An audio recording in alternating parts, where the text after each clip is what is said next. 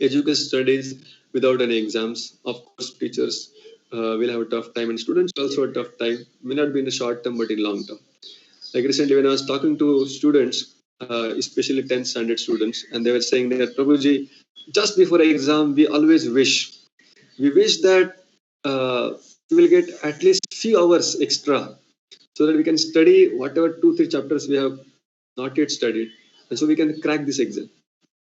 So every time students are hoping that before exam they can get some little extra time so that they can study more. This year and the last year, 10th standard students experienced that postponing of exam. And when the first time exam was postponed, they were very happy and jubilant. But as exams kept postponing ahead and ahead, their stress level actually increased. So many times we feel that when there are no challenges, there are no stressful situations, that creates a stress. But stress, even if there are no challenges, still it creates a stress. What is that exact thing which creates a stress? Many times we think that negative situations in life, or some calamities in life, or some obstructions in our goal, some obstacles in our dreams, that create stress. But amazingly, because stress has been invented, I would say the term was coined way back in 1936, but the the meaning which we right now study about stress is completely different what was initially coined. So let's go back to the history where in 1936, a scientist named Hans Selye was a psychologist. He defined stress. So can somebody read this definition for me?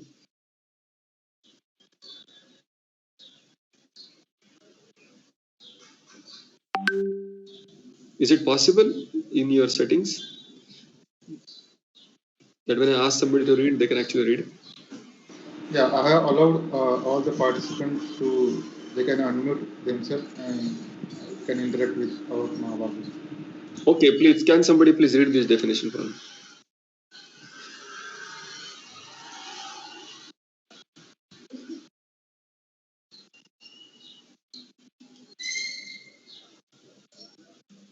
The non-body to any demand for the change. Okay, your voice is breaking, so I'll read it again. The non-specific response of the body to any demand for change. So the definition is very plain, but I have highlighted two important words in this original definition. The non-specific response of the body to any demand for a change. So if you see, stress is something which we create. What the environment presents to us is just a change. And then our response to the change, if it is very non-specific and destructing and disturbing, then we term it as stress. So what is compulsory in life is a change or a demand for change. A demand for change is always in response to some change which is happening outside. Just like we are facing, sir said, we are facing a pandemic since practically 2 years now. And this pandemic,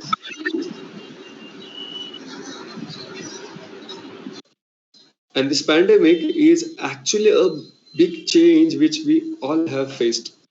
Nobody expected it to happen. Nobody planned it, hopefully. But this change was so great that immediately the humanity was asked to respond in certain way. So when we are not able to respond very responsibly, then that creates a stress. So one thing to notice is the change is a trigger and stress is a response. Like one very nice thinker, he had said that in life problems are compulsory, in life challenges are compulsory, in life miseries are compulsory, but in life stress or suffering is optional. What does that mean? Is we all will face some difficulties and challenges in life, some changes in life. The change can be internal, the change can be external, the change can be between the human being, the change can be environment, the change can be political situation, the change can be our own health, the change can be our own personality, the change can be anything around us or inside us. And how we respond to that change, that determines whether we are stressful or not. So if you see animals and human beings, there is a very similarity between animals and human beings. Like if you uh, step on a tail of a dog. कुत्ते के पूंछ पे अगर आपने पैर दे दिया तो क्या करेगा कुत्ता? काटेगा. But same thing if you do to human beings. Like I always give this example. If you are traveling in a train, especially Bombay में लोकल ट्रेन में कोई ट्रैवल कर रहा हो, तो बॉम्बे के लोकल ट्रेन में कितनी सारी गर्दी होती है और वहां पर अगर कोई व्यक्ति आपके पैरों पे बहुत बड़े उसके शूज से आपका पैर कुचल दे, just step on your feet and then you are in such a pain, and then you raise your neck, try to see who is that damn guy, I want to hit him, and you see in front of you that there is one guy who is double of your height and strength and width, whatever, and then you say it's okay sir, ये तो चलते रहता है, होता है, कोई problem नहीं है. So you wanted to respond in some way, but as soon as you saw that the person is bigger than you, so you change your reaction. So animals, they react, and human beings, they respond. That's a very, very important thing to analyze and contemplate and introspect. That animals, they have a tendency to react, and human beings, they have an ability to respond. That's why responsibility, if we see this word, it is composed of two things: response and ability. Human beings have this vivek, जैसे हम उसको मराठी में, हिंदी में, संस्कृत में विवेक कहते हैं. So what is exactly vivek? Like, we gather so much information in our education field, but why these more courses are introduced? Because information can create a greater data, or maybe a memory power, or a greater memory strength, or maybe well equipped with the information around the world. But how to deal with it, that is determined by vivek, or wisdom, which we call in English. So what wisdom teaches is how to react in life. Not react actually, but respond. So animals, some stimulus, the reaction is already defined. There is very little time or scope to think how I need to react. But human beings, they have such a deep conscious that they decide how to respond to situations. So we all, right now in the current age, like we have so many generation gaps coming up, and the generation which is right now living in the society, which is called as Generation I or a Generation Z, so that generation has been dealing with smartphones since their childhood. So when we are dealing with gadgets too much, the gadgets don't change their nature unless and until we change. We need to change the setting and then only they change. So when dealing with the gadgets, it's very easy to deal with them.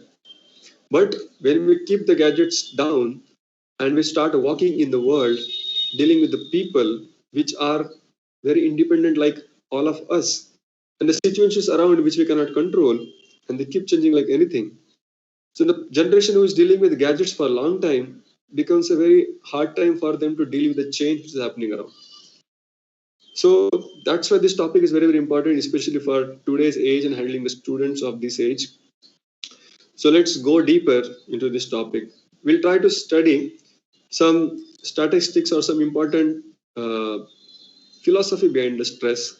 So American Institutes of Stress, it gives some basic things which we should understand as a curriculum. Now this curve is called as a human function curve. How human functions when the environment becomes stressful. So first thing is, like, if you see on the x-axis, I have written stressor, or a situation which is causing a stress or a stimulus. On the y-axis, I have said performance. Can you see my cursor there? Yes, sir. Okay, that's good.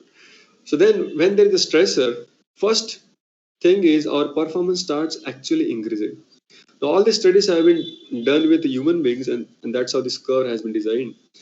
So first thing is when the stress is there, like suppose exams are announced, that after a month there is exams. So immediately there is some health tension, some night out students are doing, and then they start dealing with that situation, start reacting to the situation in a positive way actually. And when they are performing to their capacity, that is called as a comfort zone, where what is expected from them is happening, and they are also comfortable. They are responding to the situation aptly, appropriately. But as they start reacting to the situation, or overreacting to the situation, they reach a stage called as a hump. Now, hump is that threshold point from where the stress actually comes in. If you see on the upper side, I've written two words: eustress and distress. So when the Hensley he coined this term stress, so eustress meant that eustress means a nice stress, a good stress, acha wala stress. So we need stress in life. So till this dotted line or before the hump, that is a eustress. Mhm. Like COVID came, so many people lost their job. They were having this anxiety that where will I earn my food? So that created some stress. But some people reacted to it, finding for new jobs, looking for some work from home options, or looking for some alternative entrepreneurship. So like that, they dealt with it in their comfort zone. They reacted to it, but that was like eustress. Taking that stress will actually solve the problem. But then overreacting to the situation will lead to distress. So as soon as one crosses this line of fatigue or a hump, then person starts reducing their performance, and then they undergo exhaustion. They feel exhausted, fatigue. Then their health also starts suffering. They start suffering from diseases like hypothyroidism, hypertension, renal failure. So these are all stress induced, or ulcerative colitis, or inflammatory bowel disease, or some autoimmune disorders. So these are all, there's a big list of diseases which are stress induced. Like when I was studying in my third year MBBS, we had this subject called as internal medicine of Harrison. So all AMD doctors, they study this book. This is like we say a Bible for doctors. So in that book, there are like around more than 1,000 diseases. And if you study them nicely, then you will find that all the diseases, especially 30% plus diseases, they are their first cause. First cause for the disease is idiopathic. Now, idiopathic in medical language means cause unknown. That does not mean that this disease doesn't have any cause. That just means that the disease has a cause which we cannot physically measure. Now, stress is a subtle thing which, when creeps inside a body in our physical system, it creates so many diseases. And then ultimately, person breaks down. He loses hope, he gives up, or he succumbs to the stress complications. So that is a human function curve. Excuse me, sir. How to handle this hum state? Yeah, we will be coming to it in the Okay, course. sir. Yeah. Thank you for that. I will note down. So now, coming to the effects of stress, because unless and until we see the effects, we will not define the problem statement sufficiently. Now, I will not go into detail because I know it's engineering college. I will not go into detail of the medical details. Just we'll study what are the systems affected by this stress. First thing is our endocrine system. Now, endocrine system basically means there are hormones inside our body or enzymes which actually regulate the daily activities of a body. There is a small portion in the brain or a central brain which is called as hypothalamus, and from there the secretions hit or stimulate a gland called as a pituitary gland. And from the pituitary gland, which is located in the brain, then the signal comes to the thyroid gland, which is located in the neck, and also to the adrenal gland, which is located on the top of the kidneys, and also pancreas, that is in the stomach. Now, this is called as the HPA axis, hypothalamic pituitary adrenal axis. These hormones basically determine how we react to the situation. You must have heard the word like flight and fight response. Whenever there's some stress, there's some change, we either fight the situation or fly away from the situation. So to fight or to fly away, we need so much energy and body needs to be activated. So all this is done by these hormones. Then there is a respiratory system. Immediately person starts breathing heavily. His trachea, his bronchitis, his air pipes start constricting, so that there is increased flow and rate of respiration. So then there is a blood or a cardiovascular system. So the blood also starts pumping hard. You can feel palpitations or heartbeat inside our chest. Then the blood vessels start constricting, so that the blood pressure inside the vessels start increasing. So people sometimes when there is stress, they feel some headache, some pain in the legs. Then there is a system called as a nervous system. Now there in nervous system, there are central nervous system, peripheral nervous system. In the peripheral nervous system, there are sympathetic nervous system, parasympathetic nervous system. When parasympathetic nervous system is activated, that actually soothes the body, and sympathetic nervous system when activated, it actually energizes the body. So these systems also come into play when the stress is there. And the most important is our bowels, or our GI tract, or gastrointestinal tract. Our stomach, our intestines, our liver, our gallbladder, they all start overreacting and overfunctioning so that they can gather more food, they can gather more nutrients, provide more energy to the body. And when they are overshooted, then there are some, like when there is exam for the students, or there are submissions or some month-end account audits, people lose their appetite, or some people they increase their appetite. So these are some of the effects which we can see daily when there is some stress. Then there is a musculoskeletal system. So all the muscles starts getting tensed up. Now normally when we are standing, there are some muscles, if you analyze, there are some muscles that are always in contracted state. Suppose you are sitting in a chair, now your back is erect. So the muscles which are forming your back, which are supporting your spine, they're always in action continuously. If they give up, you will fall down.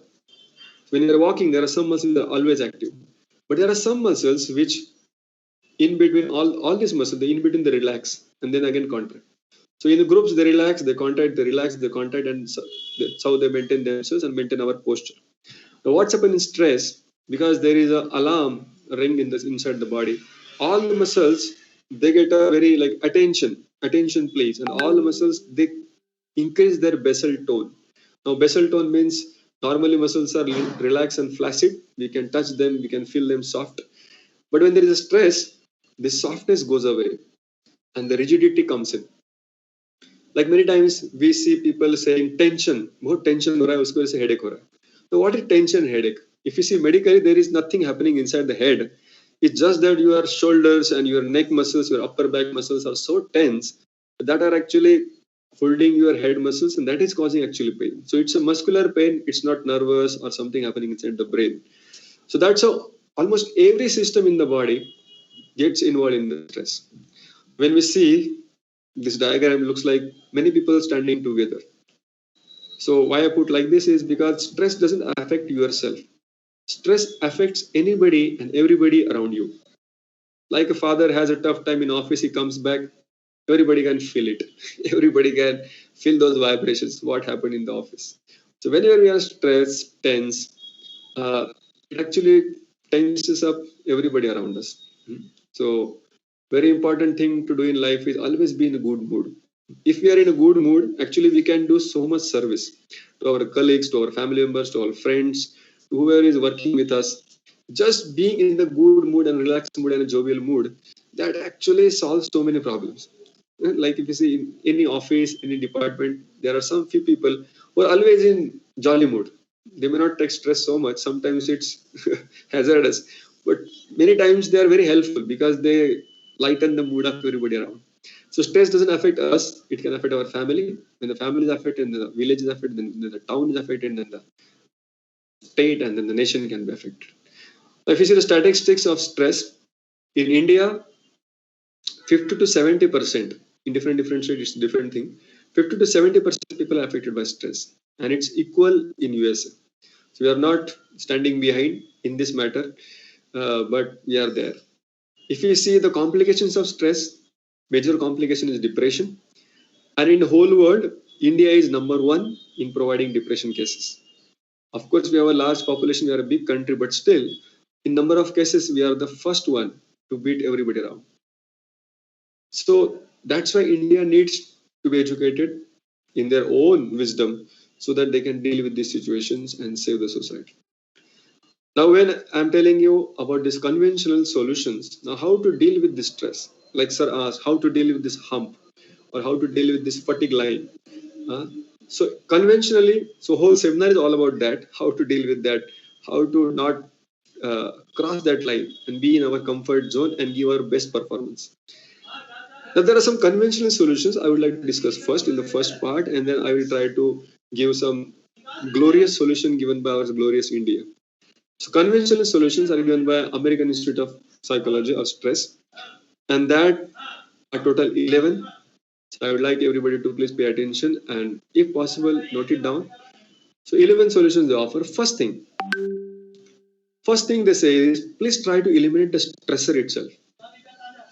Learn to say no. Now, for example, now many times situations are not avoidable. They're unavoidable. We cannot choose them to stop, like pandemic or unemployment. So some situations, yes, we cannot stop. But there are, बाईस जून से but there are some situations which we create by our own self.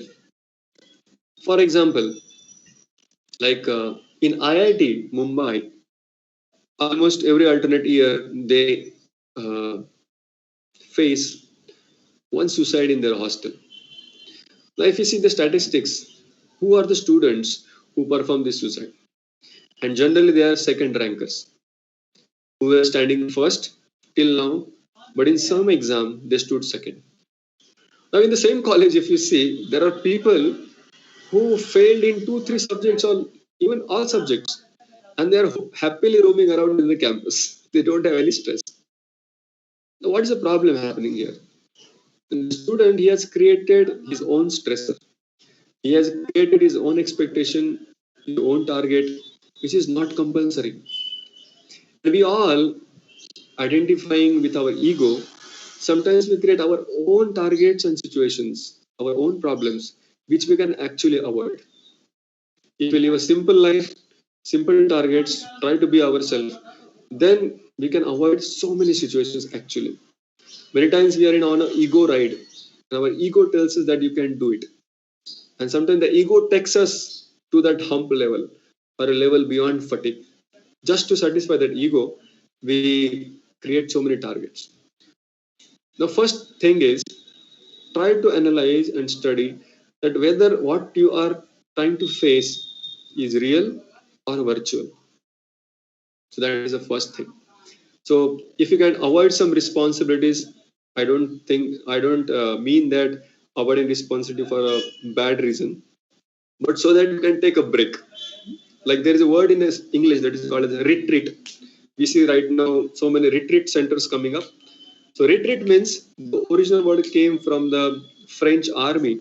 When the French army used to fight in a battle, sometimes they used to just retreat from the battle or come return from the battle so that they can relax, rejuvenate, and again fight back with a more vigor and energy.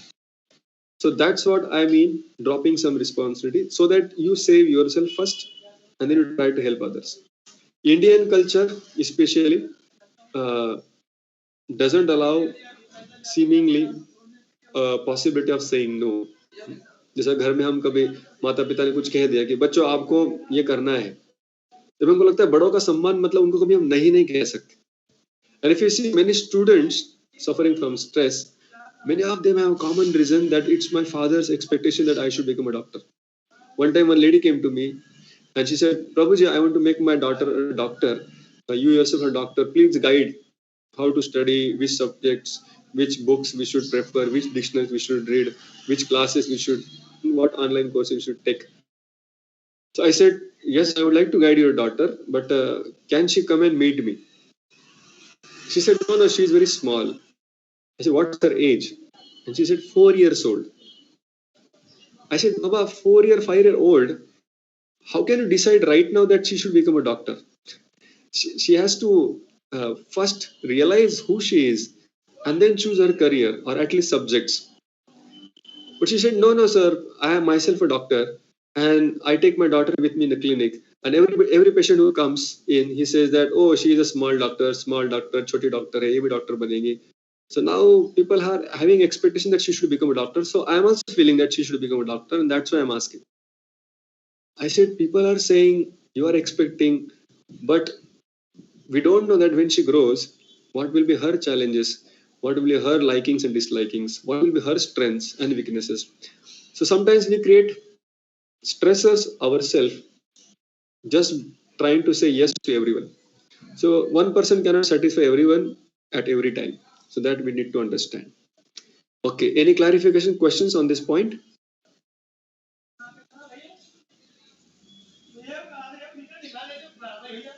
If not, then we'll move ahead. Okay. So second thing is when they're stressful. Second, okay, somebody would like to speak? So in some organization, if you say no to our boss, so Hmm. as per this your psychology, we are stressful, we are less stressful. But later on, it creates indirect stress on us. Why we are said no to the boss? Yeah. That is the feeling generally Yeah. happens. Initially, we are against the boss, but later on, again, we are in the favor of the boss. This situation, how we have to handle this both the condition, no and yes. Yeah. Sometimes we feel that boss may shout. That's the one very gross Yeah, yeah. situation. This, And second situation, our company may suffer if I yes, yes, don't perform. yes, yes. So one thing is what we need is a mature leaders. Mature leader is one uh, who is not behind projects, but who is behind people. Instead of building projects, if we build people, that's how India was working previously. If we try to focus on people, then projects will be accomplished automatically. What we are right now doing is targeting on projects and using people. We are using things. We should use things and develop people. But right now we are using people and developing things or projects. So that's a very impersonal situation. So both needs training, even the leader and the employee, so that they can understand themselves first, create a rapport such that they develop a trust between each other. Then he can give more than 100% actually, not just 100%. So that's the advice I would like to give. Yes, sir. I agree. Means leadership is about being service to the others, not being served by the others. Yeah, leadership is not achieving targets. If you are achieving a target, you are not successful. Yes, yes, yes. Okay, If you are thank you, sir. achieving responsible people, if you are achieving at the end of month, you have a bunch of responsible, trustworthy people, then you will be successful throughout your life. Yes, So that we need to understand. I agree, sir. Thank you, sir. Go ahead. Okay. So now we go to the second thing is cultivate a social support. Now, when I'm saying social support, doesn't mean that you open social media accounts on Instagram, Facebook, and Twitter. But social support actually is beyond social media. When two people interact, they shake hand, when you tap on somebody's shoulder, when you cry on somebody's shoulder, that is social support. So when we are going through it, many times the trend is or the fashion is that I'm a tough man. I'm not emotional. But everybody is emotional. We are human beings and we all have emotions. We cannot hide them. So what we need is a person with whom we can actually relate our emotions or we can speak our emotions. Like recently in psychology, there's a term which is coined called as uh, emotional dustbin. Now, what is emotional dustbin? In office, we keep so many dustbins for the chit chats or the papers and the kachra. But as we are working, there is so much trash created in our emotional chamber that has to be recycled. How it should be recycled? When we have good relationships, we have good friends. Now that is a commodity which is not advertised by modern media. Having a good friend doesn't mean that you have so many followers on social media. Good friend means, and if you have one or two good friends, if you have two, you are the wealthiest person. So if you have some person, when you speak your weaknesses, when you speak your challenges to him, he doesn't judge you. He doesn't say, oh बेटा तू इतना कमजोर है, इतना भी तू सहन नहीं कर पाता, ये वो नहीं कहेगा. आप जैसे है वैसे वो आपको स्वीकार करने के लिए तैयार है. उसको कहते हैं सच्चा दोस्त. कह रहे मैंने तो सोचा था तुम बहुत पक्का है, तुम तो ऐसा निकला कच्चा. तो this is called judgement. But friendship or good relationships are beyond judgment. We accept person as he is, like a husband and wife. We may have our dream girl and a dream boy, but when we are married, we are in a relationship, we have to deal with a person with all his strengths, with all his weaknesses also. So that is good friendship or good relationship, accepting person as it is. So that can give us emotional support. Now just the emotional support will not help.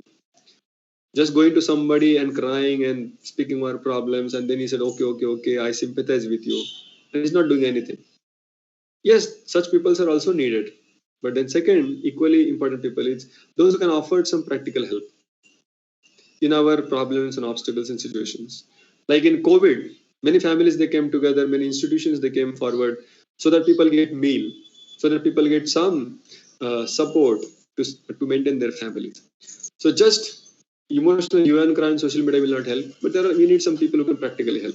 So in our family, especially previously, Indian culture was providing a big families, giant families. Now in abroad, outside India, if you ask people, people say yes, we also have a joint family. But in America or Western country, joint family means when a father and mother stays with the child. That is called as a joint family.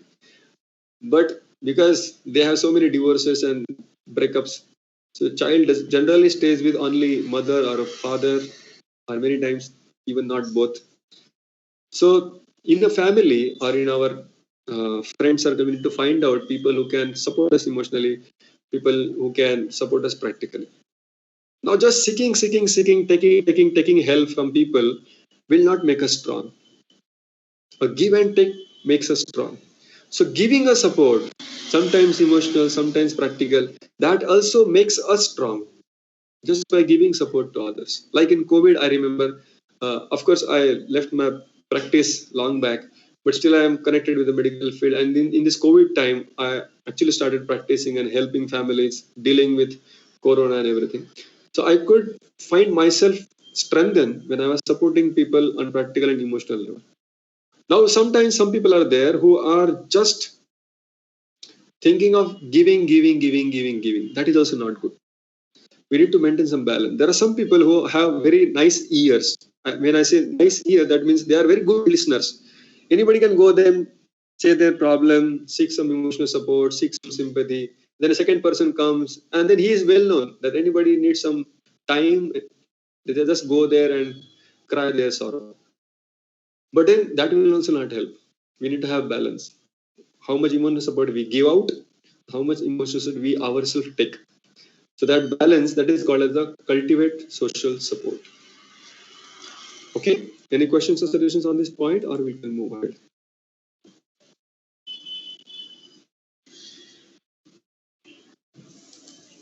Okay.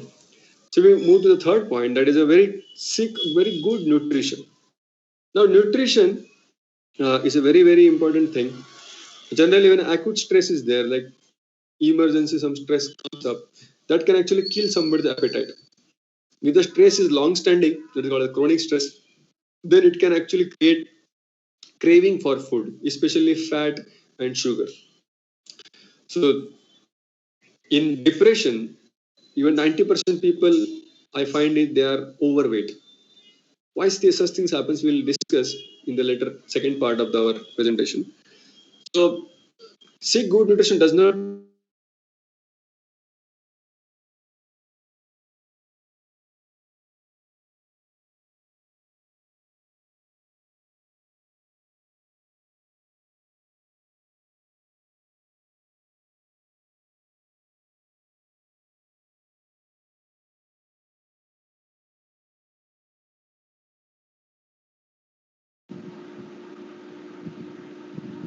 Mahabagwatji, you are not audible.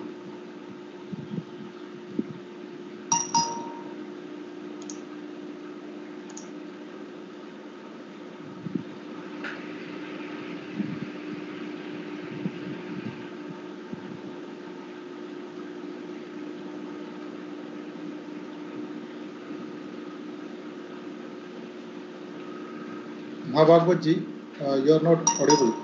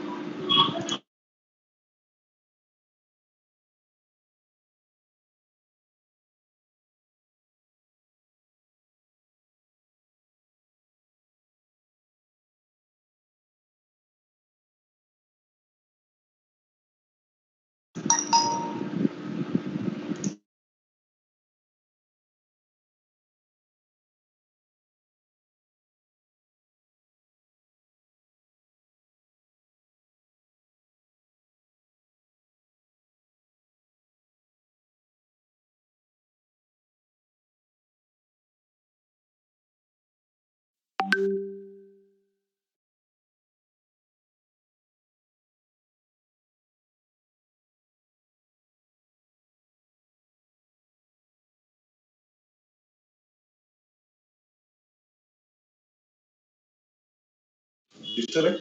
Hello, sir. Can you hear me now? Yes. Yes, Okay. yes, yes. So I'll present again. We are there on food point. Yeah, food. So I'll repeat from the food because I was still speaking for some time. Okay. So seeking good nutrition actually helps us tackle the stress, because sometimes in acute stress the appetite is killed. We don't feel any appetite. But in chronic stress, sometimes the appetite is increased. People start feeling craving for sugar and fat, especially, and they become overweight. 70 to 80% of depression cases, they are overweight. Why? Because so much intake of food, and that leads to visceral fat, big bellies, tire around their bottom, and things like that. So we need to have a very nutritious food, but a small quantity of food. We should not succumb to very intoxication food like tea, coffee, chai, alcohol, drugs. That sometimes may stop our stress for some time, but that will make us dependent on those products. I remember in our college, when exams were there, we used to do night outs. We used to study whole night. And to be awake whole night, we had to drink so many cups of tea. And we could realize that when we are drinking tea and studying, we could grab the subject at night, but when it was time for recollection and reproducing at the exams, unless and until we get our cup of tea, we could not recollect. And that's a medical hostel. So these substances, initially it may look like it's my stress releaser, but actually it is making you dependent on it. And dependence means initially you need small doses, and over the time your doses for this intoxications goes on increasing and increasing, and that actually creates such a disturbance and stress itself. So that is about the food. Then some simple thing is relax your muscles. Some stretching, some exercise, massage, some warm water baths, some steam baths. They can actually reduce the tension in the muscles. What we explained previously, muscles get tensed up. So the effect of stress actually can be, to some extent, can be nullified by this relaxation of muscles. The fifth things which this institute recommends is a meditation. Now, what they exactly recommend is a mindful meditation. Now, anybody has ever heard this term, mindful meditation? Would like to explain if anybody had heard this. This is very common in today's world. Okay, I will explain. So, mindful meditation especially means only two things: attention and acceptance. You must realize that when we are talking to some person, many times we are not present there. We are in our own world. We are thinking of something which happened just before meeting the person, or which happened yesterday, or we are thinking of something which we are about to do after finishing this meeting. Right now you are here in this class, there are thousands of thoughts which can cross your mind. One thought can be, some thoughts can be about the past, some thoughts can be about the future. So mind is like a bird having two feathers, two wings. One is past, another is future. So mind is always running in past or future, causing lamentation or anxiety. But what we need to train this mind is to focus in the present. This is a very simple thing, and we are doing it when we are small. But as we grew up, we lost some good habits. Like when a child is eating, he's relishing the food. When the child is playing, he's relishing the play. But older people or elder people, what they're doing is when they're doing one thing, they're thinking about something else. When you're in the office, we are thinking about the home. We are in the home, we are thinking about the office work. When we are studying, we are thinking about the girlfriend. We are with the girlfriend, we are thinking about their exam results. And things are just messed up. Sometimes we tag it as a multitasking, but it's not multitasking. It's actually multi-branch intelligence, and it will not lead us to anywhere. So what this society, American society suggests is at least in a day, spend some time with yourself. Spend some time with the mind. Just be in the present. Don't think of anything else of the past or the future. You can chant some mantra. You can do some breathing exercises. You need something to focus on. So if you chant a mantra like in the Indian heritage, we chant so many mantras. Even the Hindus and Muslims and even Christians, they chant some mantra on their rosaries and beads, mala. And what is the exercise there if you study? It's just focusing on the mantra. Whatever mantra you are chanting right now, just focus on that. And that trains mind so much. I have been practicing from 15 years these meditations and meeting so many people who are practicing such mindful exercises every day in different forms. But that actually leads to such a satisfaction. Simple thing to practice, take home message for all of you is when you're taking a food, for example, dinner, especially dinner we take at our home, lunch we may take in offices. But when we are taking dinner, we should be with the dinner. We should be with the food. Taste the food, feel the texture, and that is mindful. So start with few small breaks of mindfulness, and slowly that habit will continue in your life. And as it pervades your every activity, your performance in every state will increase. And that leads to satisfaction, and anxiety and stress automatically reduces. Even a small thing, if we do mindfully, that gives us satisfaction we can last for a day.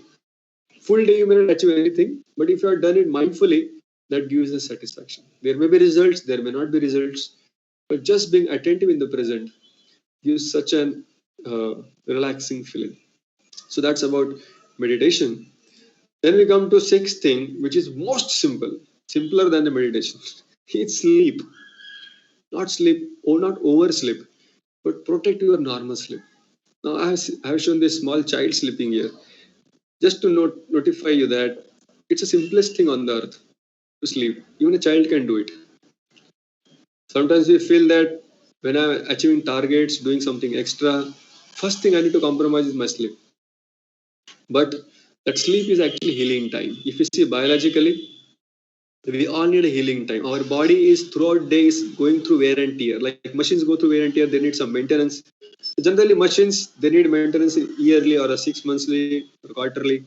But our body, when it goes through 18 hours, 20 hours of stress, it needs 6 hours of sound sleep minimum. It may vary with person to person, body to body, but that's our healing time, not just emotionally, but even physically. Whatever has happened, but to heal it, to repair it, sleep is the best time. So if we overeat and sleep, our healing is reduced. If we are with the gadgets to the last moment before you go to sleep, our brains are still active and they don't allow body to sleep. And especially the screen, the light which is coming out from the screens, they hit our pineal gland, which is in the brain, and they keep secreting, or they suppress the functions of this gland and suppress the release of melatonin hormone. So that melatonin hormone is actually regulating our sleep. Our body has a inbuilt biological clock inside. And the body needs a time to wake up, time to rest, time to sleep, time to recuperate, time to rejuvenate. And if you break this cycle, that leads to stress. Sometimes in achieving targets, we spend late nights or sometimes night outs, and we see that if you continue like that for 2 weeks, 3 weeks, it leads to so much tussle between the team members. Why? Because stress levels automatically increase. So in such times, we should see that our sleep is not disturbed. Now, many times in sleep, people feel that getting up is difficult. But more than getting up early in the morning, most difficult thing is sleeping early in the night. That has become I would say, a very rare thing, rare phenomena to see in this today's world. Sleeping at 10 or 10:30 is a luxury. If you can sleep at 9:30, that's opulence. Because this from 9 to 12, that's a time where we can get maximum rejuvenation in the body. Not after 12. After 12, you may sleep for 3 hours, 6 hours, 8 hours. But the amount of rejuvenation which will happen before 12 o'clock in the night. Now, who decided it? When we are born, our body decided it. Because we are born with a body which is pre-designed. We cannot design it again. It's already designed, and that's why the body is designed with the environment around. So body is supposed to work with the sunset and sunrise.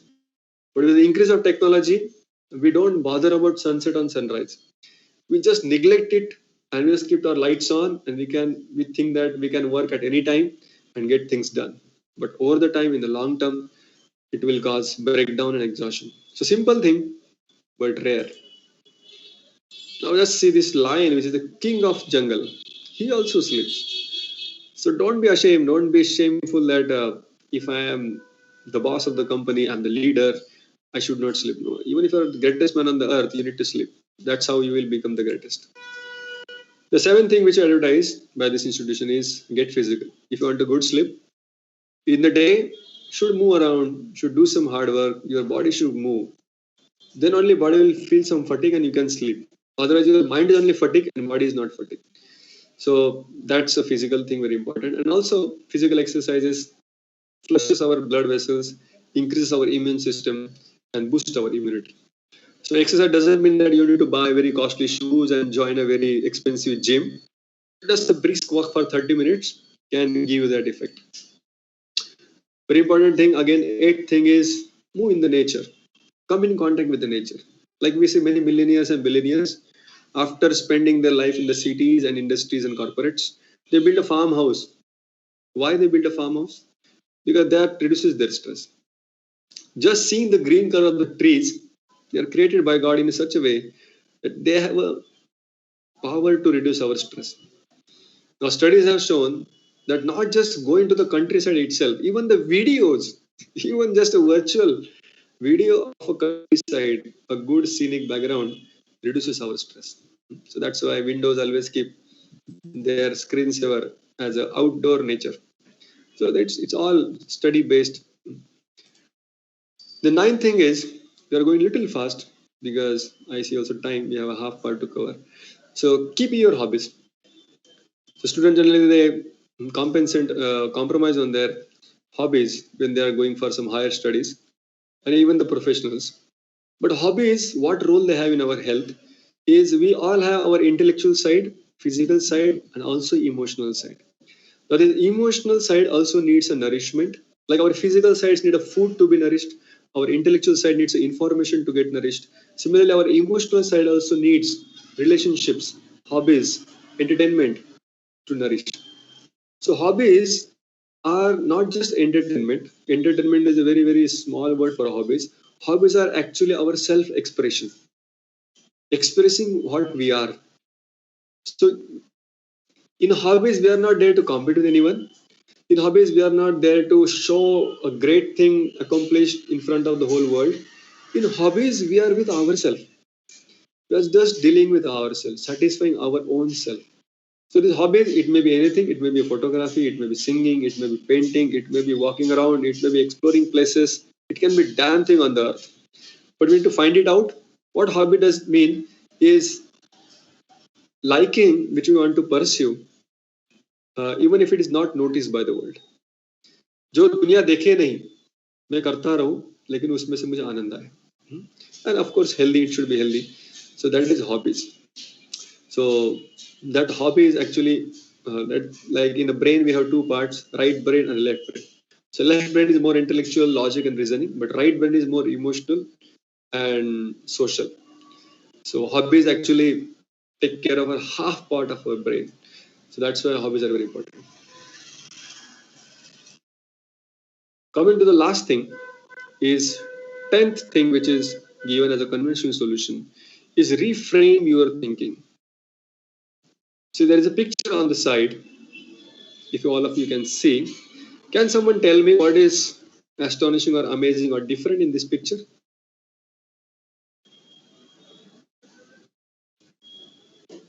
इस चित्र में आपको क्या अलग चीज दिख रहा है? Anything is surprising you?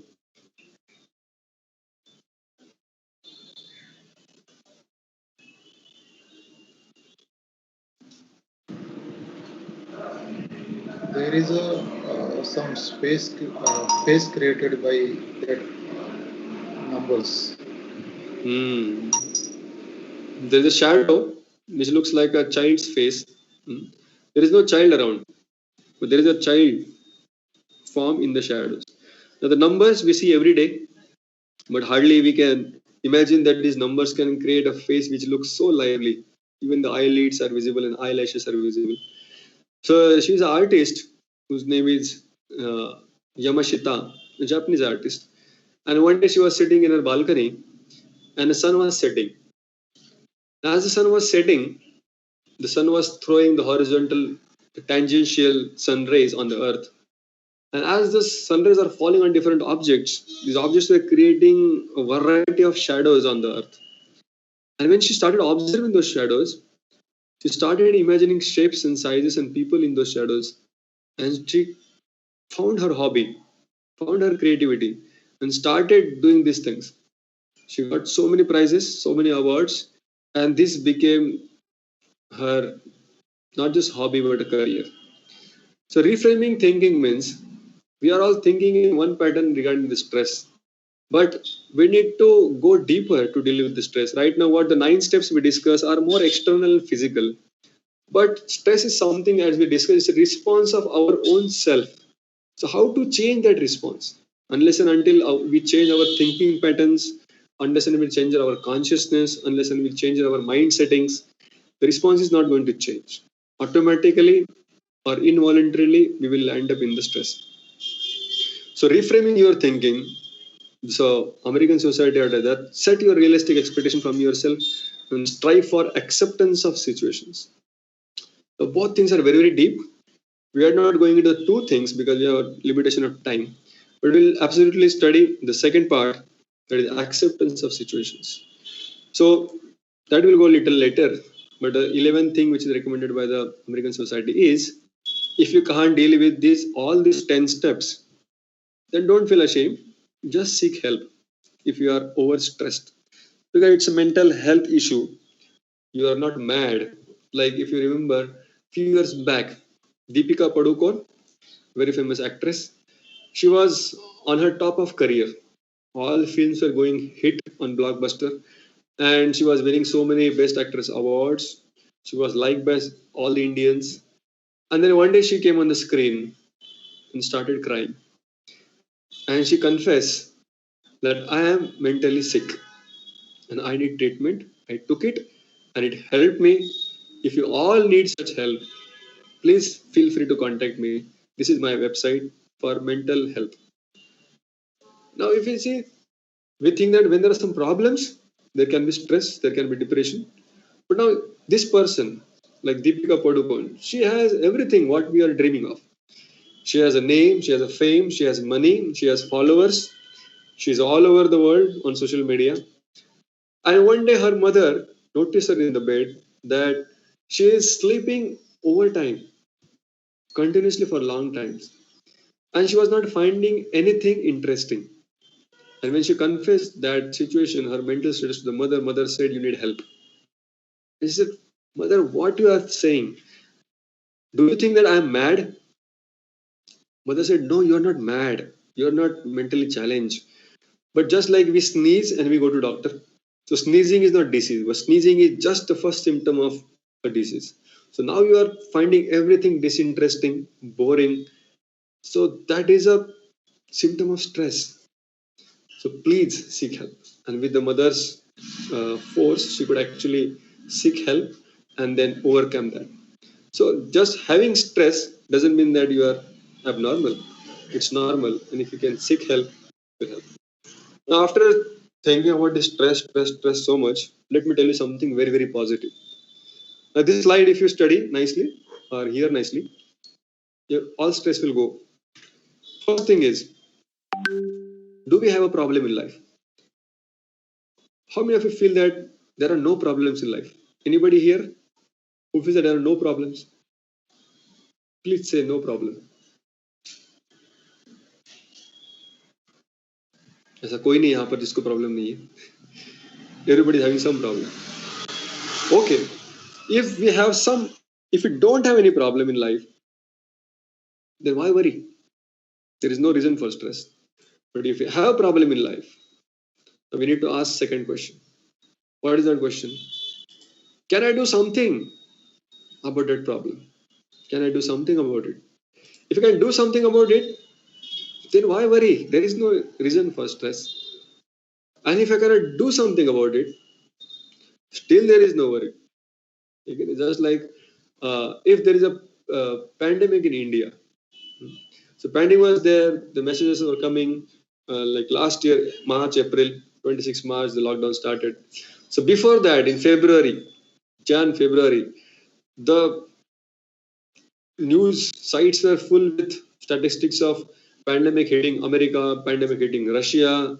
We're all reading it, circulating it, but that was not creating any stress. Why? Because yes, pandemic is coming, but what can I do about it? There is very little or many times nothing which I can do about it. Like sometimes we hear news once in a while that there is some big meteor or some Tuta Tara who is falling from the sky and is expected that it may hit our Earth planet and some part of the Earth planet may get damaged. So every now and then such news or possibilities are there, but we don't feel stress about it. Why? Because we know that okay, when we read that news for some time, 2 minutes, 3 minutes, we may feel some stress.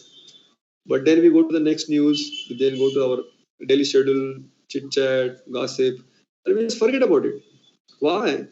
Because we cannot do something about it.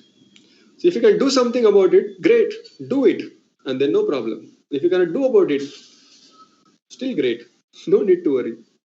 So ultimately, we need not worry. But the slide may look very positive, but to remain positive, we need some important steps in life. First thing is acceptance, and second thing is action. Whenever there is some change, whenever there is some problem, first thing, which is difficult, is to accept it that it's happening. Just like when Corona came, COVID came, 90% people or 100% people initially they were saying it's hoax. ये सब बना बनाया है.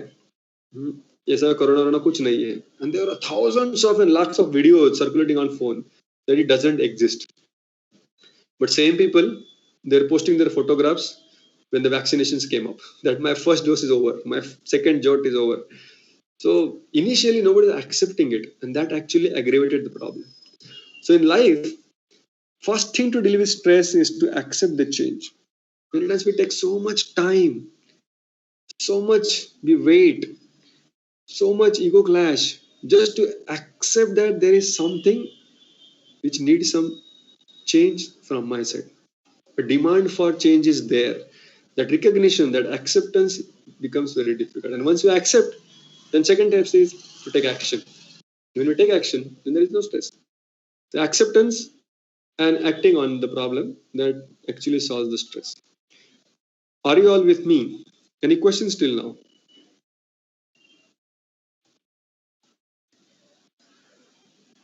Sir, this flow chart is very nice that every time we people are reaching to, then why to worry? Yeah. So it means that there is no, you can say, idea for stress because everything is going to get settled down with the time. Yeah. What I get from this particular slide. Am I correct, sir? Yes. Thank you for sharing that. So actually everything going to why worry. So now what I try to highlight in this chart again is acceptance and action. So if you can do something about it, sometimes we don't accept the problem itself, then we don't go to the action part. Exams are coming. If every day we just keep chanting this mantra, exams are coming, will that solve the stress? No. You have accepted the exams are coming, but you are not taking any action to prepare for the exams. Or suppose some student even they don't accept that exams are coming. नहीं वो postpone हो जाएगा, अभी होने वाला है ही नहीं, अभी COVID है, कैसे आएगा, होगा ही नहीं. So if they don't accept at first place, then they cannot go through this flowchart and reach the final green zone. No stress. So these two steps very important to take. So thank you very much. We'll move ahead. We are running short of time. Let's see how much we can cover. So stress can lead to fight or flight. You may take stress positively, you may take stress negatively. You may take change positively in our life, you may take change negatively in life. You may get boosted up, energized, or empowered by the change. Or sometimes we may get depressed or demotivated or frustrated with the change or the stress. I would like to give one example. One time, two ladies, South Indian ladies, they entered a restaurant. As they entered a restaurant, as they walked to their table, they gave their order, and they were going to the wash basin to wash their hands. As they're coming back to their table, one cockroach in the restaurant, it just flew off and sat on one lady's shoulder. And you know, when the ladies see cockroach, they are not thinking of taking a selfie with the cockroach. They are thinking how to get rid of it. The lady started making temper tantrum, you cry, and she started doing all dances, whatever she knew, Kathakali, Bharatnatyam, being from South India. And that frightened the cockroach so much. And the cockroach just changed the situation and landed on another lady's shoulder. And behold, that lady also started behaving in a very temper tantrum way, and she also started panicking. Now the cockroach had to move because she's also not allowing him to stay on her shoulder. So cockroach flew off, took his flight, and he found another shoulder. But now that shoulder was of a waiter who was actually bringing the order of those ladies. So he had a big tray in his hand, all sizzlers, juices, and whatnot on his desserts on his tray. And a cockroach just sat on his shoulder. Guess what? The waiter was very cool and calm. He put down the order on the table. He went to the window. He grabbed hold of the cockroach and just threw it off the window. Any reflections? What do you learn or what do you observe in this scenario or in this incidents? Any one of two or three of you can speak.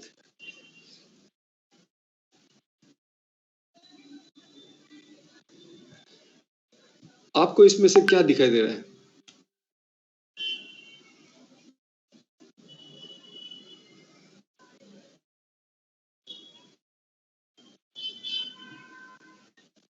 Sir, we have to keep the patience. You have to keep patience. Yeah.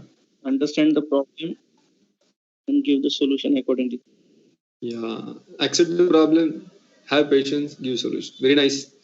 Anybody else? अजून कोणी काय बोलू इच्छितो?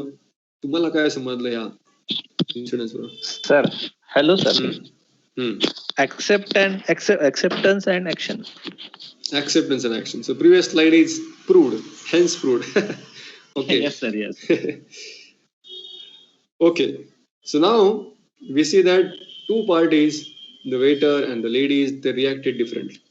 Situation is same, but response differed.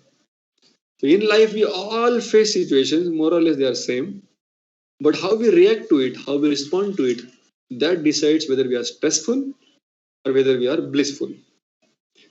So there is one element or there is one person who is sitting inside our body.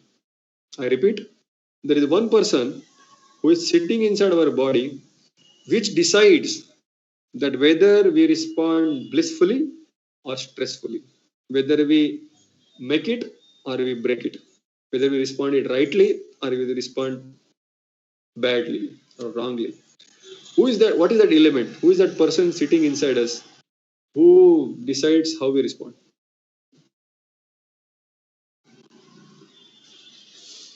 Sir,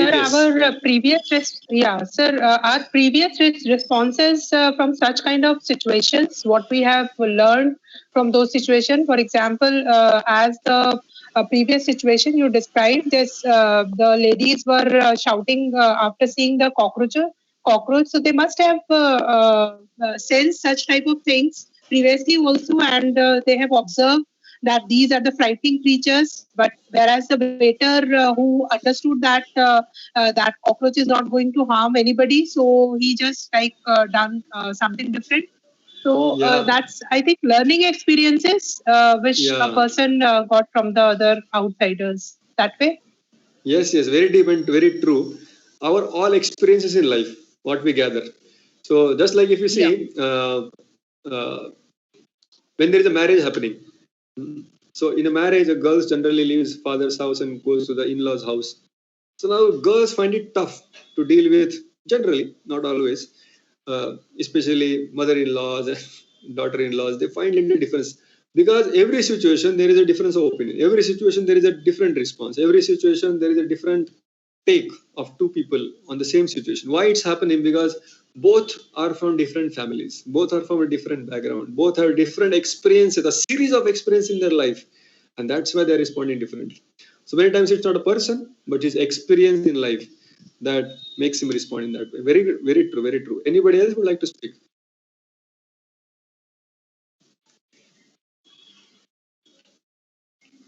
Now, if I ask you, if I reframe my question, depending on Madam's answer, where all these experiences are stored inside our body?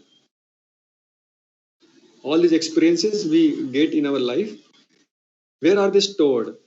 Is there any place where all these emotions we experience throughout our life, they are stored?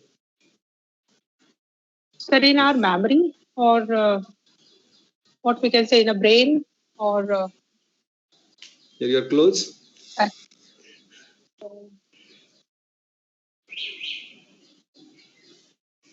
Yeah, our memory generally stores what color we saw, what was the size of the object, how close it was, how was the sound. So all these physical parameters our memory stores. But there is something different which stores our emotions In our subconscious mind. in our subconscious mind. Very true. Looks like a student's voice. Thank you for that. Yes. So mind is that seed. Mind is that engine where all these memories, all these experiences, all these what we say in India, sanskara. The sanskara word actually means experiences. When we are trying to give good experiences to the child, that is giving him good sanskara. So sanskara or anubhava or anubhuti, whatever we call them in different languages. So it's all stored in our subconscious mind.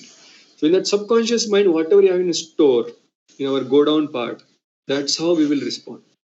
So these are like tools. These are like our weapons in our subconscious mind that will determine. There is a statement regarding mind. The mind is the best friend and the worst enemy. Now we have memories, we have experiences stored in our mind. But if that mind is not under our control, then we cannot respond as our intelligence is guiding. Like whenever we are there stuck with taking up decisions, generally there are two voices which are coming from our consciousness. Simple example to give, like when the alarm rings in the morning, two voices come. And what do two voices say? Anybody would like to quickly say? जब alarm बजता है तो अंदर से दो आवाज आती है, वो कौन सी है? sleep and and then and एक आवाज बोलती है भैया उठ जा, switch off. Yeah. एक आवाज बोलती है भैया उठ जाओ मैडम, आपने अलार्म सेट किया था, आपने मुझे बताया था कि ये टाइम पे बच जाना, अभी आप मेरे ऊपर पीट रहे हो क्यों, बार बार स्नूज बटन क्यों दबा रहे हो? दूसरी आवाज कह रही कि भाई बाहर कितना ठंडा मौसम है और कंबल में कितना अच्छा लग रहा है, why to get up, just enjoy little bit for more time. तो एक आवाज कहती है कितना अच्छा लग रहा है, जस्ट कंटिन्यू. एक आवाज कह रही मूर्ख उठ जा, so many task to be done, इतना सारा अपॉइंटमेंट है, ये करना है, वो करना है, लॉजिक देता है, रीजन देता है और अपने आप को उठने के लिए बोलता है. तो कौन है ये दो लोग जो अंदर से बोल रहे हैं? हम तो नहीं है, हम तो सुनने वाले हैं, ठीक है नहीं? जैसे आपने कहा कि आपने ये दो आवाज सुनी, we are the third person who is hearing that voice, but there are two people who are fighting and trying to convince us. Who are this two people? I am coming to two, not one. ये दो कौन है?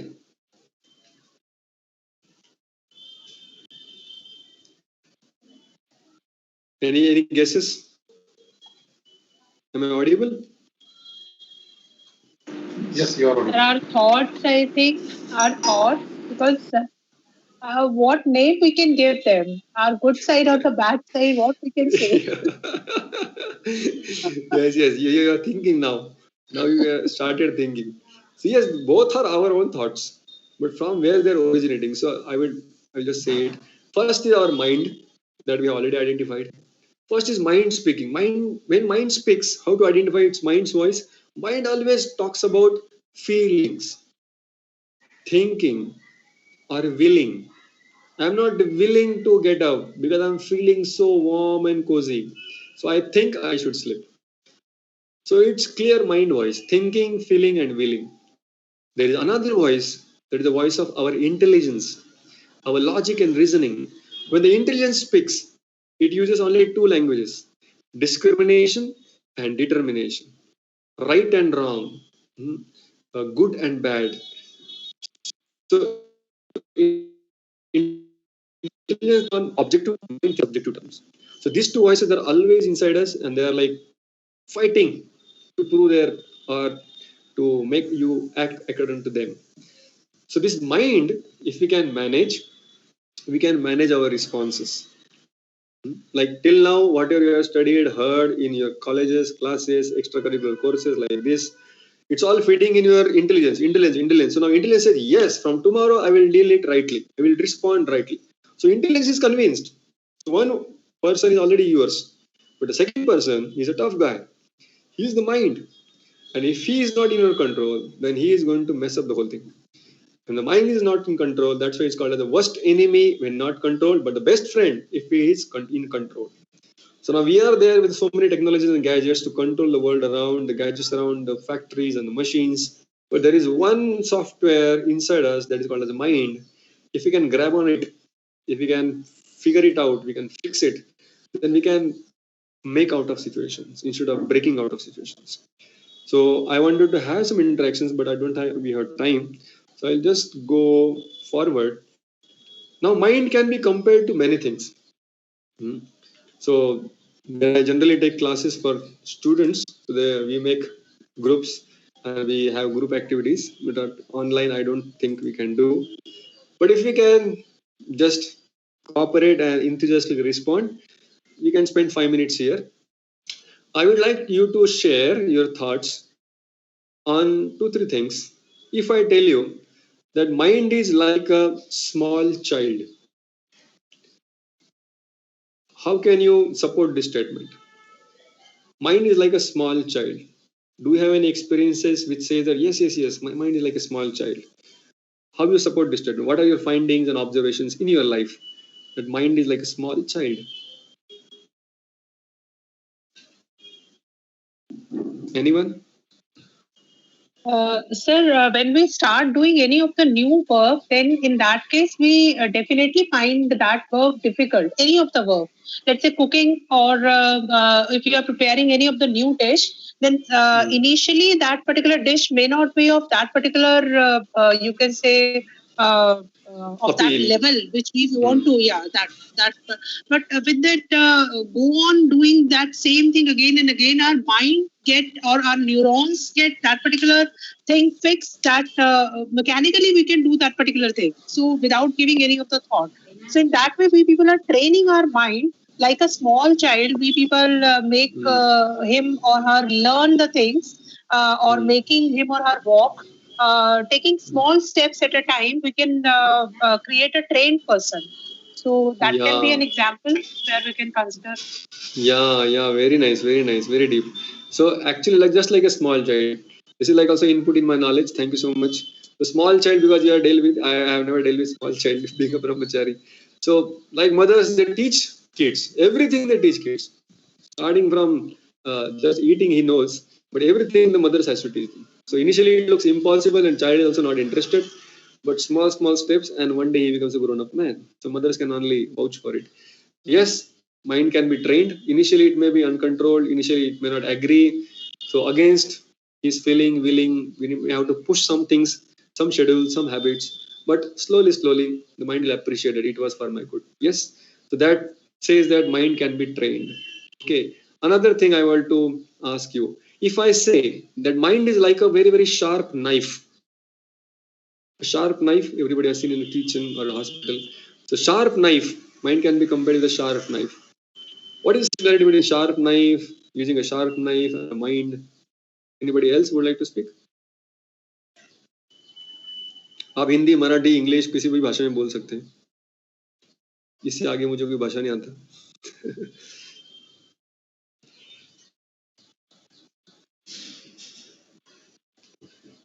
Mind is like a sharp knife.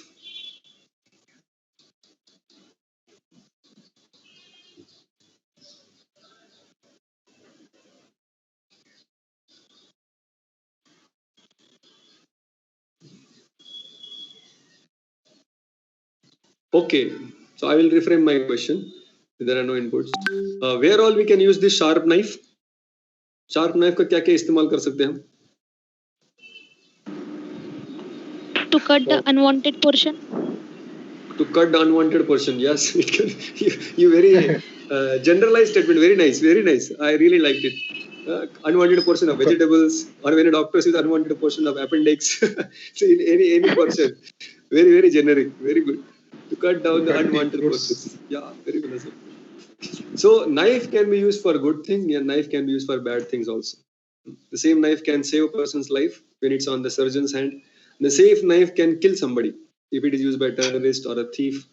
So mind is like that energy which all have. If we can use it nicely, we can grab it, we can get some knowledge about it, how to deal with it, then we can actually use it very nicely. It can become our best friend, which is always with us, or if not in control, it can become our worst enemy. Okay, so moving ahead, we come to the second part of our presentation, which I'll take only 20 minutes or 25 minutes. Anybody wanted to say something? No. Okay. So now change ahead. So if you remember our first definition, anybody can recollect what was the definition in your own language? What was the definition of stress?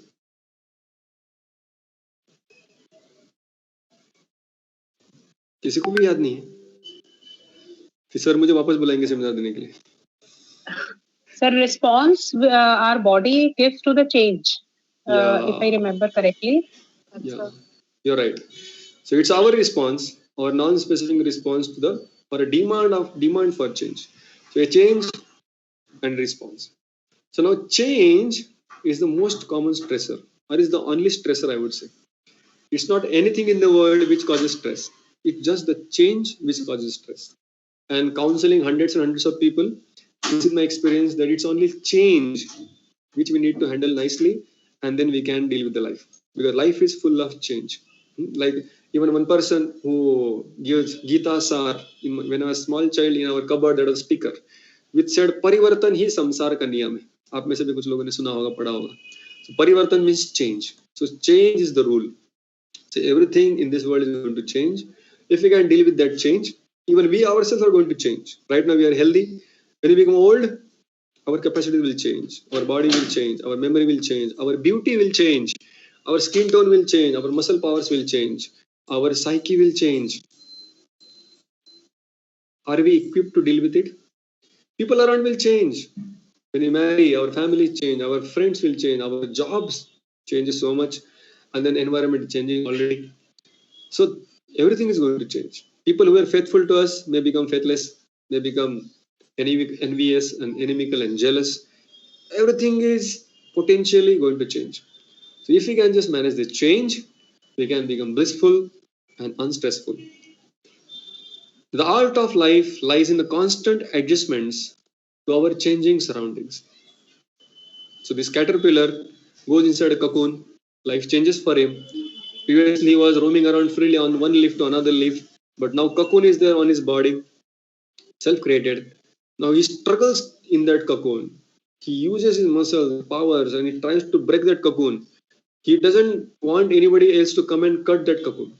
He himself struggles to that situation and makes constant adjustment and constant struggle.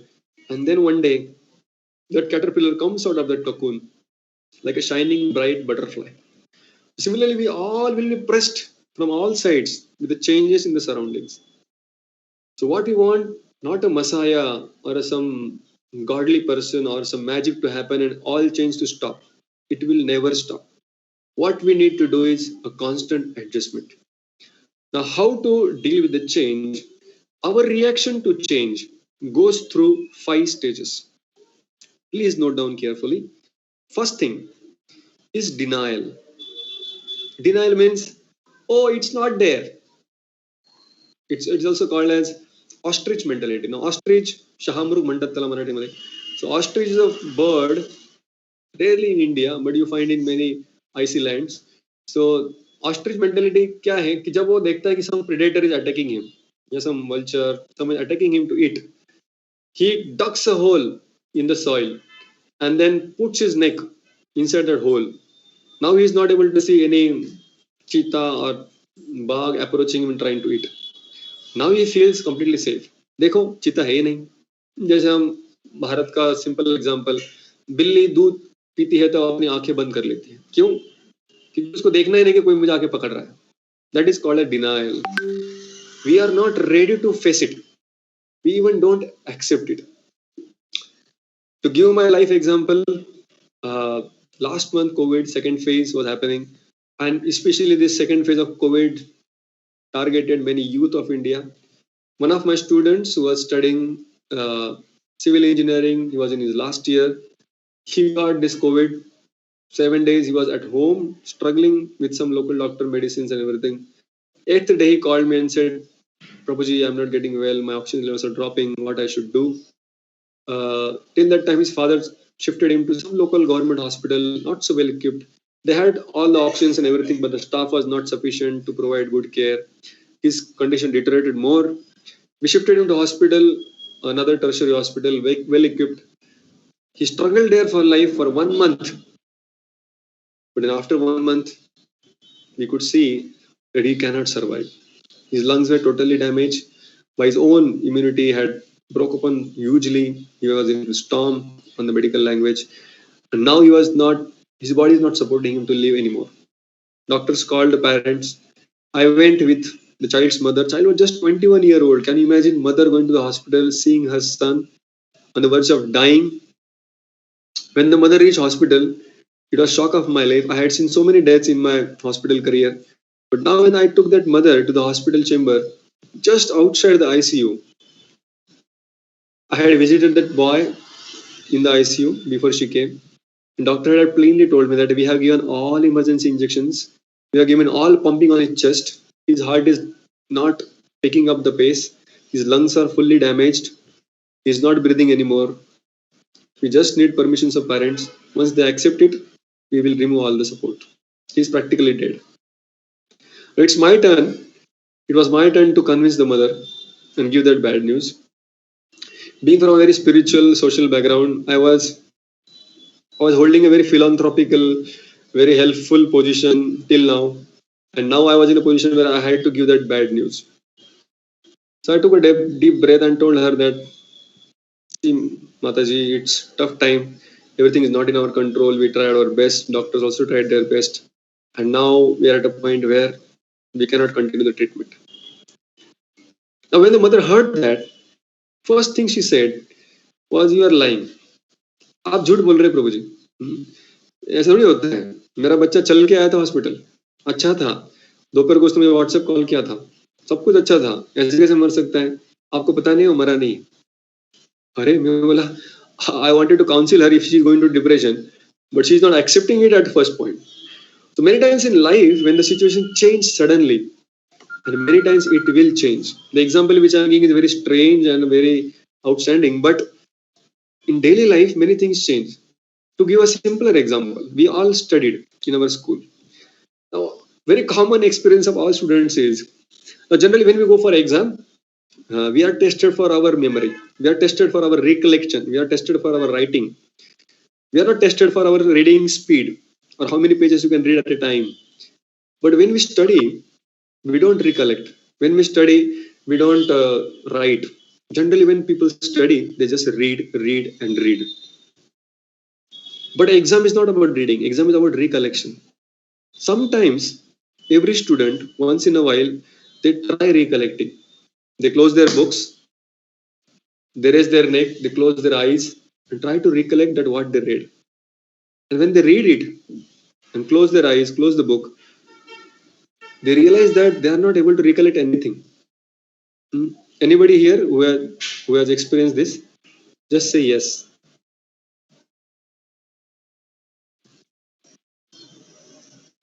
किसी ने अपने जीवन में अनुभव किया है कि पुस्तक बंद कर देते? Yes, sir. I experience. Yes, sir. I experience. Yeah. So we all have experienced practically.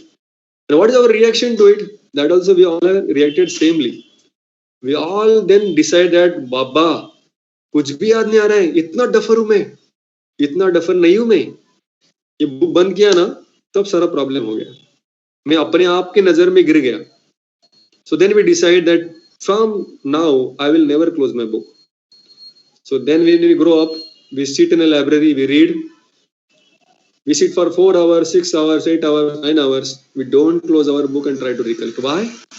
Because we don't want to face our own situation. We don't want to face our own weaknesses. So that is an inborn tendency. Whenever there is some change which we face, it may be internal, it may be external. First response is denial. नहीं नहीं नहीं, ऐसा हो ही नहीं सकता है. I am not so bad. Somebody gives some correction. Somebody gives some feedback, some critical remark. First thing is denial. But that is a very, very primitive and uncultured response. When we grow up and we come to the second level, more cultured response is anger. You may say cultured, it looks pathetic, but is actually one step ahead. That we become angry. That mother, when I inform her that child is not going to revive anymore, she becomes so angry.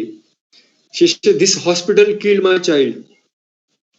You killed my child because you brought him to this hospital." I was feeling like slapping her because I was working day and night for last 1 month, leaving all my appointments and lectures and classes and just focusing on the child. And she was now saying that you killed my child. And I was just controlling myself. That how can she say that? And then she said, then the doctor came in picture and the lady doctor was there on duty and she said, "Mother, please, we are not here to kill somebody. We are here to just treat. And we are trying our all best." And she became very angry.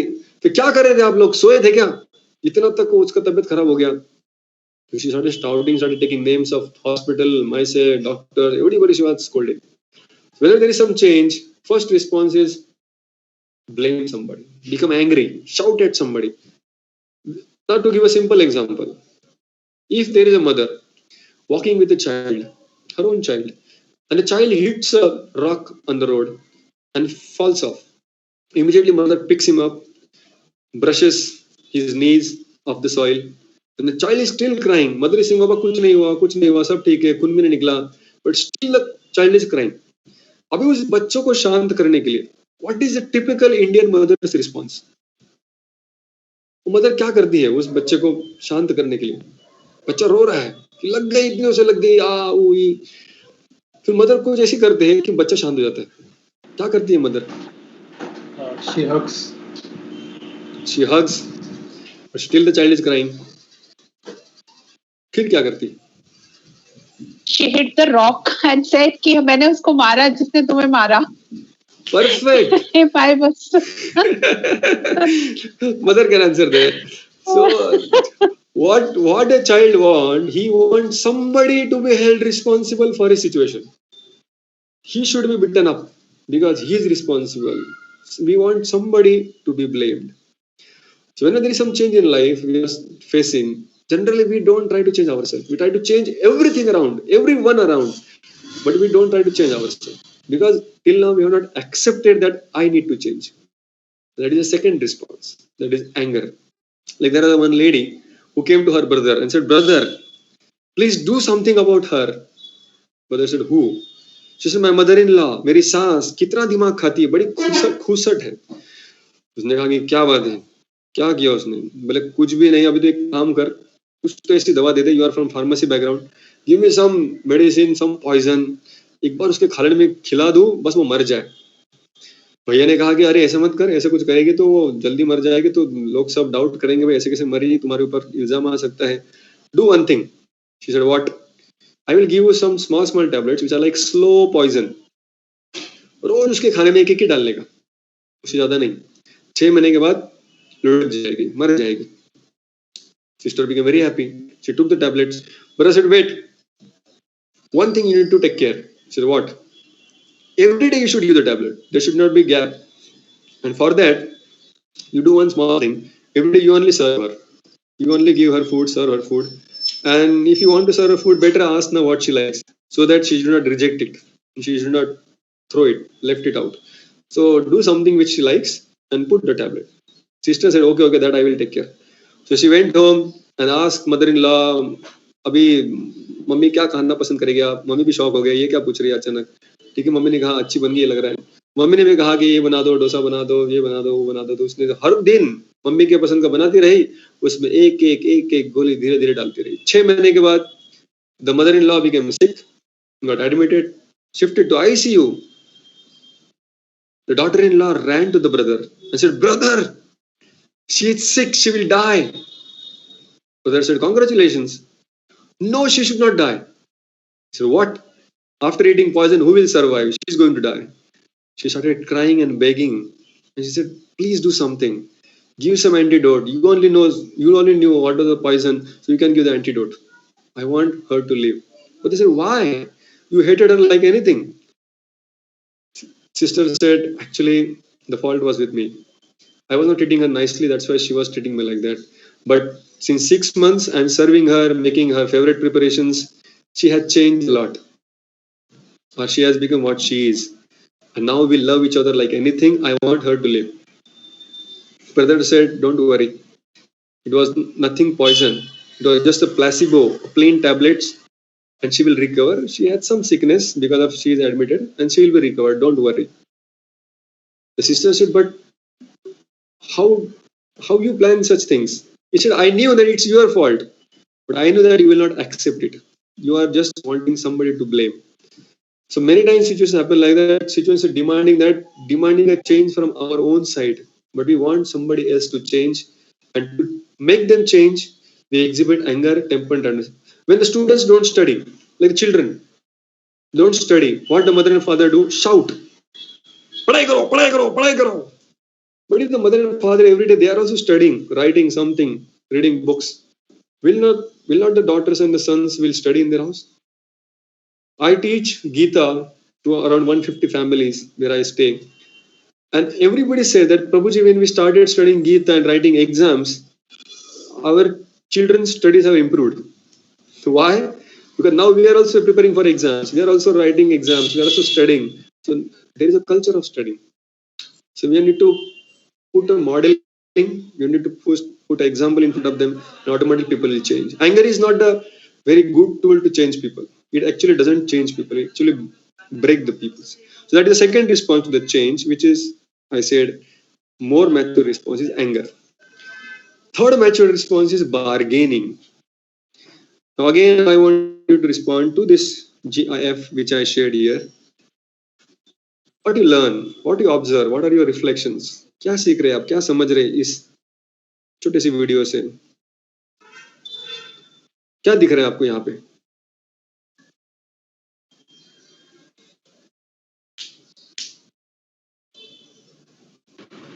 Hiding real face. Hiding the real face and hiding the real emotions and having certain masks over us in different yeah, situations. yeah, we are trying to become somebody else. We are not trying to remain what we are. So that is called as bargaining. Like in a corona, since 1.5 years, we are all putting masks, but the masks are very uncomfortable. Similarly, in life also, we are putting so many masks. We are trying to bargain our situation with somebody else's situation. Especially in the age of social media, everybody is posting their photos, videos when they are most happy, or as if they are happy. It is said that no person is so beautiful. No person is so beautiful as he is seen in his WhatsApp DP or in his selfie. And no person is so ugly as he is seen on his Aadhaar card photograph. So reality is something else. But what we pose in front of the society is something else. And the society also posing something else in front of us. And we are trying to achieve that reality which doesn't exist. There is one statement made by a very, very wealthy person. He says that we are all busy trying to purchase things which we don't need with the money which is not ours, and to please those people who don't love us. What does that mean? Is we are purchasing things which we don't want, which are not essential. We are just purchasing to keep up a status quo, to keep up a social image, to keep up with the society, to keep up with the high-end models which are running around, which we don't actually need. With the money which is not ours, to maintain that social image, people take loan to just have a high-end car, a high-end mobile, or a gadget, or a flat somewhere in a very posh locality. We take loans, so money which is not ours. And to impress which people? Those are outside there who doesn't care about us. They don't love us. They are just there to comment. So bargaining means trying to hide from the reality and trying to be something which you are not. So when that lady I told that your child is no more, she said, you don't worry, we'll shift into another hospital and things will change. You don't worry, I will call one Baba in my village and he will cure. You don't worry, things will change. So that is very optimistic thinking, very positive thinking. But just positive thinking will not help. Sometimes we need to accept the reality. So bargaining means sometimes when change is needed, still we are thinking only positive. नहीं नहीं कुछ नहीं हुआ, सब ठीक है, कुछ नहीं हुआ, ठीक है, देखो ऐसा कर लो, मेकअप कर लो, उसे देखेंगे, थोड़ा आईब्रो काट के ऊपर कर लो, ऐसे दिखेंगे, थोड़ा ये कर लो, वो कर लो. We try to change everything around. So that's a bargaining again. That is the third thing. I think I'm saying that this is the progressively better response. And more progressively better response is depression. So you may say depression, it sounds so negative, but I'm saying here it's positive. In this context especially, depression comes when we actually accept things as they are. When the reality actually bangs on our head and we take it, for some time we may go into depression, but that's a positive thing. The lady, when I told that your child is no more, I was expecting some depression, and then I was ready to counsel her, but I had to wait for the whole night till she saw the dead body, and then she went into depression, and then I had a chance to console her. So sometimes just to accept the reality and feel depressed, it takes so much time. One counselor told me that sometimes it takes 6 months or a year to accept such drastic changes in life. So society today, we see that relationships are breaking, families are breaking, people are dying at unexpected times. So all this is going to hit us. We are not exceptions. Even me, staying in a temple, ashram, I'm not an exception. I'm also staying with the people around. So we all have to go through these levels. But if we are depressed in situation, we should congratulate us. And we have crossed 3 stages, and right now we are on the 4th stage. And once we accept things, we will feel depressed for some time. And if we gather more strength, then we accept things as they are. So to accept things as they are, we need to be unshakable. So when everything is changing around us, people are changing, things are changing, environment is changing, still we don't want to get affected by that change, even after accepting the change. Once we accept the change, then stress may induce. So there is a next part is action. Right now we have to switch to the acceptance.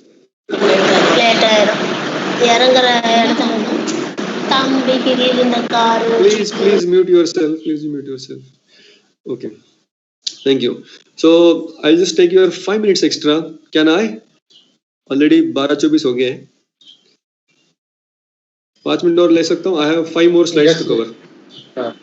Yes, please. You can continue more. Yeah. Others, if they are comfortable, they can continue. Our time is already over. You can leave. No, sir. Please continue. Okay. So now we come to the next topic, which is very, very important and very essential and foundational of my presentation, is how to deal with the change. So how we can fast forward or expedite this response to the change. How can we fastly reach the acceptance level, and then we reach the next level, that is action. 6th is action. So now when we live a life can be lived at on different platforms. There are different levels of existence. Like if you see a small child, when a small child is living, whatever you give him in his hand, if you give a small khilona, if you give some money, immediately the child will put in the mouth. So that is called as a very, very primitive platform, that is a bodily platform. So everything goes in the mouth. Some people, they eat to live, but there are some people who live to eat. खाने के लिए वो जीते हैं.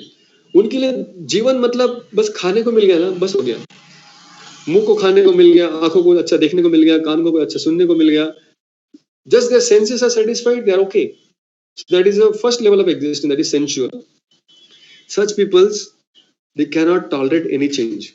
They are very, very vulnerable people, and they cannot stand any change because they are at the lowest level of existence, just being sensual. The next level is little more higher. Same child, when grows up, if you give him a video game in his hand, now he's so engrossed, his mind is so trapped in the video game that now he forgets to eat, drink, sleep, hear, whatever, bathe. Mother has to shout and yell, Baba, please come, take your breakfast, please come, take your lunch, take your dinner. Now he's forgetting about his sensual needs. Why? because he is coming to the next level of existence. He has matured to the next level, that is mental platform or emotional platform. That is a more stable platform because now he can manage the changes happening at the physical level or a sensual level. So he's comparatively more stable and unshakable. He has become more stress proof. The higher level of acceptance. Now, mental emotion can be anything. It can be video games. It can be any hobbies. It can be any entertainment. Like entertainment, इसको हिंदी में क्या कहते हैं? Anybody good in Hindi here? Manoranjan. Manoranjan. So the word itself says Manoranjan. So who is getting Ranjan? Mano. So it's a mind ka level. So it's a mental level or emotional level. Any Manoranjan falls in this category. So people who are just, I need maja. जिंदगी में मजा आना चाहिए. So that's like a mental level, Manoranjan level. That is second level, better, but not absolutely right. Third level is a little more higher and more stable, more steady. That is intellectual. When we have overcome our mind demands, mind has control, and now we are at the level of intelligence, that is more stable. There was one scientist whose name was Washington, who designed this bridge. So he was a very old man, and government were trying to make a bridge, but not getting any designs. So this scientist, he proposed a design. The government, other engineers could not understand, but they had no option, so they gave permission. The bridge building was started, but there was accident on the bridge, on the construction site itself, and the father died. Father died, whose name was Wellington actually, and then Washington was the son. And then son knew all the plans, working with the father, but son also got full paralysis of the body. Only his fingers could move slightly. Now son was completely bedridden, so government thought that bridge is not going to come up because nobody else knew the drawings. So this son who is sleeping on the bed started moving his fingers, started communicating with the mother that I need to drink, I need to eat, I बस हो गया, इतना ही चाहिए, ये नहीं चाहिए, वो चाहिए. और क्या वैसे उसके finger movement से एक language create हो गया. And with that language, he started communicating not just his daily routine, but started communicating the engineering designs to the mother, who was equally qualified. And then mother started going to the site, and now we see that Washington Bridge ready in front of us. So intellectual people who are steady at intelligence, they can be steady even at the mental if there is disturbance. His father died, his dream project collapsed, but still he was stable because intelligence was still stronger. So that is the intellectual level which is most stable. Now sensual disturbances he can manage, emotional disturbances that also he can manage. But there is higher stage which we can achieve, and that is fourth, that is egoistic level. Now egoistic level people, they are beyond body or senses, they are beyond the mind or emotions, and beyond intelligence or logic. People who are driven by ego, they can do any damn thing on the earth. If you ignite किसी की ego को आप आग लगा दे, तो वो सारे challenges को स्वीकार करने के तैयार हो जाता है. Sometimes I wonder why these people visit great mountain top. तो वो Mount Everest पे जाते क्यों ये लोग? On the body level, so much